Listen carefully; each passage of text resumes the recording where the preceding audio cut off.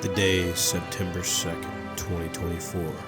As I browse the store, I stumble across what can only be described as a diamond in the rough. Nobody Wants to Die, a noir-themed future shrouded in mystery and intrigue. You know, it hasn't been that long since we last spoke, but for me, it feels like ages. Sometimes you have to take a break and come back refreshed with a new charge on life. You have to take a breather and remind yourself how to enjoy not just the little things, but all things in this life.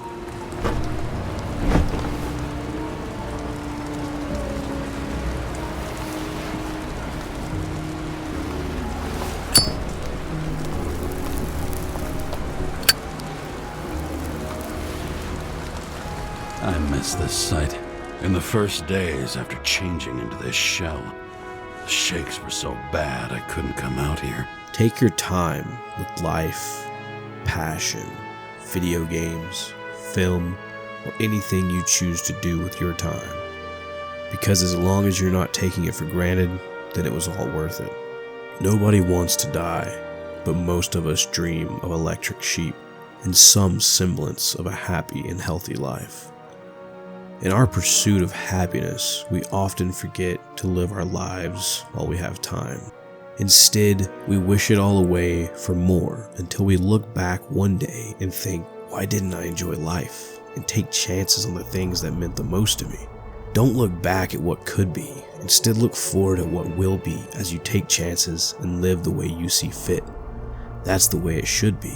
The upside of having finite time in this world is the ability to do just that, knowing you'll come to an eventual stopping point in life, no matter how well known that time is or how sudden you made the most of the time you had. In System Shock, we see the cost of relying on artificial intelligence. Cloudpunk shows us there's beauty through the rain-soaked dystopia, because it can't rain all the time. New York 2329 offers us immortality. But at what price? What is the cost of living forever? What a good question you might ask of dear old Deadforge.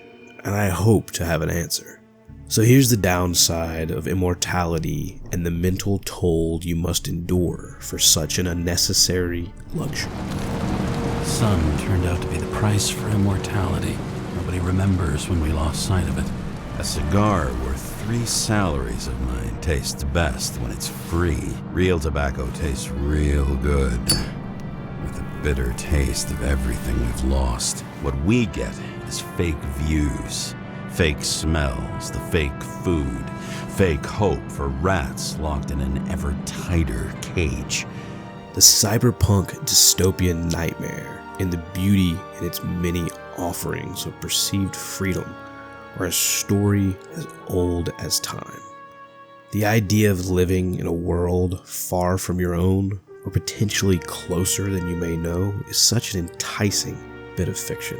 The many possibilities and hardships of such a time, whether it be a cyberpunk or Old West themed fantasy, it nonetheless suffices in giving you an escape, an outlet to learn different aspects of the human element and many philosophical beliefs. In this here bit of fiction, rooted in real-world beliefs, both old and new, we find a world trapped in an endless loop controlled by capitalist dictators profiting off of death. In a world where death isn't the end and everyone is offered eternal life at a cost and a dollar amount for quality of life. Do you wish for the sweet release of death or cling to life as you watch others fade? Everyone has an answer, but nobody can know for sure until the day they're presented with that ultimatum. James Kara, a Harrison Ford sounding detective, is a man struggling with that very question. Even if he did die, would his soul, consciousness, or spirit move on? Or would it be thrown in a memory bank and trapped in an endless nightmare, much like life after death? Who knows for sure? James Kara is a troubled man living in a new, troubled body with synchronization issues, suffering from trauma-induced amnesia, specifically regarding his recent accident in a prior body, leading to the death of his partner and many more. I can't say for sure what really happened, but you can find solace, or not. Nobody Wants to Die is a Firewatch-like tale told from the first-person perspective in a mostly linear direction, only stopped by the murdered sole suspect-like investigative nature of your objectives. It takes the best of that, the Batman Arkham games, and other narrative adventure games to make a beautiful Unreal 5 experience. A small team with so much ambition and talent created this masterfully crafted, story-driven video game that feels like an interactive film or novel in all the best of ways, with stellar writing and well-developed characters in a cyberpunk 1940s New York to die for. Or not, I guess. The wonderfully talented developers over at Critical Hit Games really came out the door swinging with a super impressive first outing. I'm still picking my jaw off the floor in awe at the scope and scale of this game. In a similar way to Hellblade, it goes to show how well we can blur the lines between film, book, and game. Now you at least somewhat understand the idea of how this game functions and some of its themes.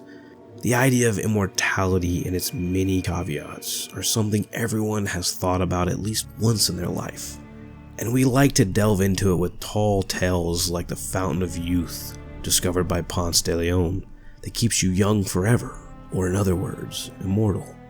We like to see the degradation of morality and the inevitable loss of any care for life in the tales of vampires. We have a never-ending fascination with living forever as a culture. There's of course upsides and downsides to something such as that. With infinite time, you have infinite chance to gain unlimited knowledge or meet countless people and gather all the wealth imaginable or do whatever you'd like. But you'd live long enough to see those who can't afford new bodies be trapped in memory banks, and people live long enough to lose all love for the purpose of life. Instead, the rich fetishize death and look to ancient Greek traditions to sacrifice their bodies to the gods, without truly sacrificing anything of their own. Only the bodies of others they took once the orphans of their orphanage front turned 21. So they didn't have to have any consequences for their own bodies or minds. Only of those who could never afford to keep their own body because they're often coerced into their first body subscription at the age of 21. Those who live long enough and don't succumb to such absurd rituals become alcoholics like James Carroll, muttering to himself, mimicking Noir films of old and smoking his life away, trying to do right while everyone else seems to care less, dreaming of reuniting with his wife in another life and connecting with his new partner in crime, Sarah. Even though he's mostly a good guy, you either die a hero or live long enough to become a villain in a world like this, no doubt.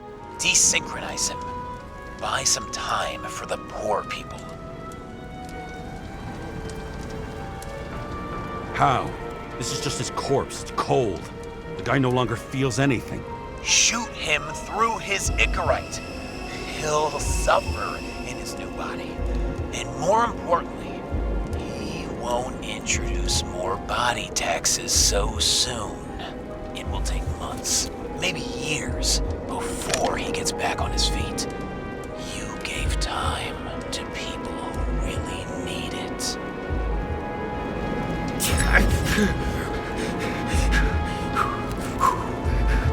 You deserved it, motherfucker.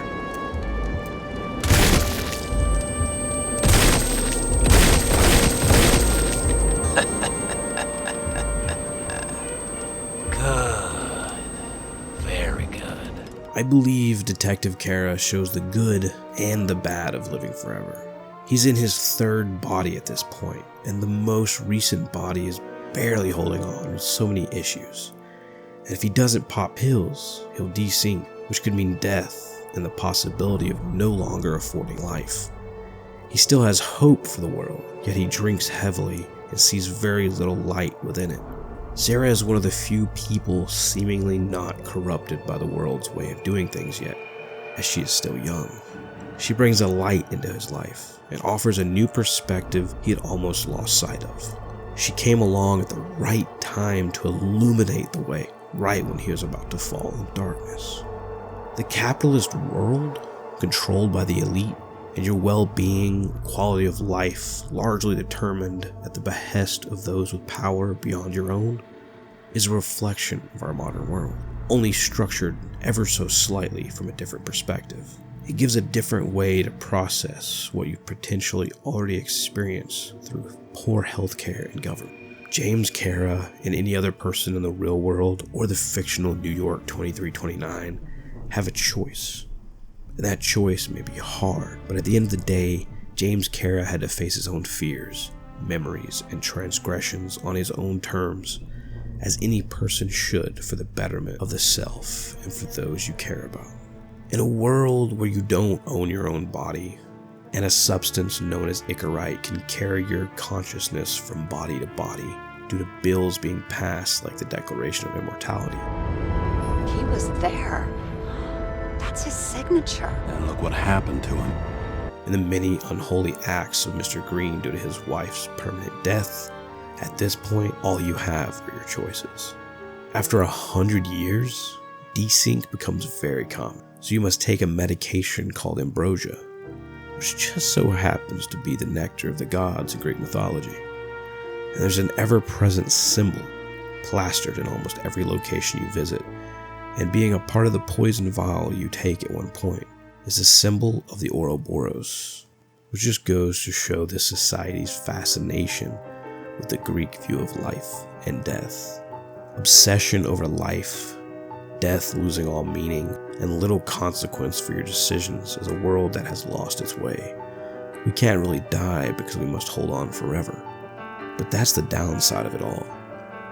It's better to live a life of urgency that you know has an end and make the most of it than it is to live forever, learn everything, and run out of things to do. Because when everything is possible, nothing is worth fighting for. No matter your beliefs, we all understand we have an expiration date at some point, only prolonged by good health and preventative care. This allows us to appreciate our life, family, and accomplishment. It gives us drive, and I believe that's better than living forever. James Kara dreams for the sweet release from his trauma, and over 100 years of love and heartache. There's several ways this game can end, for better or worse. And that's always a nice touch for an adventure game, especially one this short. To live forever, one must be able to live with and overcome a toll of sorrow so deep you drown. Quit caring for anyone but themselves, which is why death is not only easier, but preferred. Leaving an impact behind that could last ages, or stay with a few you affected, better than living indefinitely. Maybe it's the fear of the unknown that stops people from fighting back harder, or the realization they'd finally be gone. Either way, nobody wants to die, and it's a fantastic game delving into many philosophical beliefs and the effects of transhumanism on everything, including attempting to make up for a dying world, animals, flora, and fauna, or trying to use tech to replace a seemingly already dead sun. When all is said and done, was it worth it? The game was most definitely worth my time, and so was the entire experience. It's beautiful, meaningful, and profound in all the best ways. Keep it on your horizon and give it a shot. Big shout out to my Patreon supporters, Midnight Medium and Osh. A special thanks to my family and all those beautiful people who support me in so many other ways and help me keep going. With that, I'll see you in the next one. Thank you.